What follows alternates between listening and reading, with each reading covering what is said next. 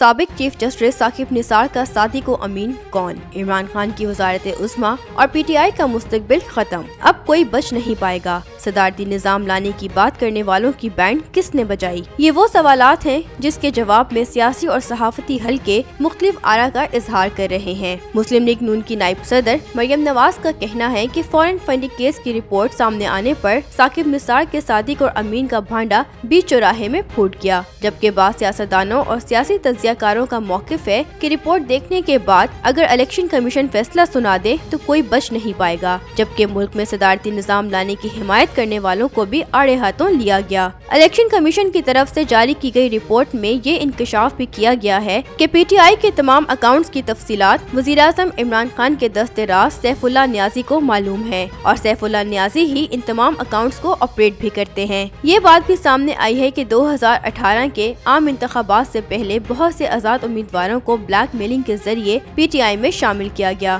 یہ انکشاف بھی کیا گیا کہ فارن فنڈنگ سے حاصل ہونے والی رقومات کو بنی گالہ میں عمران خان کی رہائش گاہ کی تزئین و آرائش کے لیے بھی استعمال میں لایا گیا۔ سینئر صحافی اور تجزیہ کار سلیم صافی نے کہا کہ میں نے ابھی خود رپورٹ دیکھی نہیں ہے کہ سیکورٹی کمیٹی کی رپورٹ میں کیا ہے، لیکن صحافی کی حیثیت سے ابھی تک جو تفصیلات اس سے پہلے ہم اپنے ذرائع سے لیتے رہے، یا خصوصاً اکبر ایسے بابر جو اس کی تفصیلات اور شواہد شیئر کرتے رہے، اور دوسری طرف پی ٹی آئی مختلف عدالتوں میں جا کے حکم امتناعی لے کر ملک کے اعلیٰ وکیلوں کو آزما کر وہ اس کے فیصلے سے راہ فرار اختیار کر رہی ہے، تو اس سے بھی واضح ہے کہ خود پی ٹی آئی قیادت کو بھی یہ یقین ہے کہ ان کے پارٹی فنڈنگ کے معاملات گڑبڑ ہیں، ورنہ وہ اس کو عدالت میں لے جانے، الیکشن کمیشن سے فیصلہ کروانے میں وہ اتنے تاخیری حربے استعمال نہ کرتے۔ انہوں نے کہا کہ جب تک پی ٹی آئی کے سپورٹرز کا تعلق ہے، وہ ہر صورت میں اپنے لیڈر کے زندہ باد کا نعرہ لگاتا ہے۔ ووٹر پر مہنگائی نے اثر ڈالا ہے، لیکن جو اخلاقی پوزیشن ہے اس سے پی ٹی آئی پہلے بھی کئی مقدمات میں محروم ہو گئی ہے، اور اس کیس میں اگر میرٹ پر فیصلہ ہوا تو مکمل محروم ہو جائے گی۔ انہوں نے کہا کہ نون لیگ اور پیپلز پارٹی وغیرہ کو تو اس طرح کی کئی چیزوں پر سزائیں مل چکی ہیں، پی ٹی آئی کی جانب سے ان پر اور بھی الزامات لگ رہے ہیں۔ اس مسئلے کو کسی صحافی یا اپوزیشن کے سیاستدان نے نہیں اٹھایا، بلکہ پی ٹی آئی کے بانی رکن اکبر ایسے بابر نے اٹھایا۔ وہ 7 سال تک عمران خان کے دست راست اور پارٹی کے ترجمان اور مرکزی سیکرٹری اطلاعات تھے۔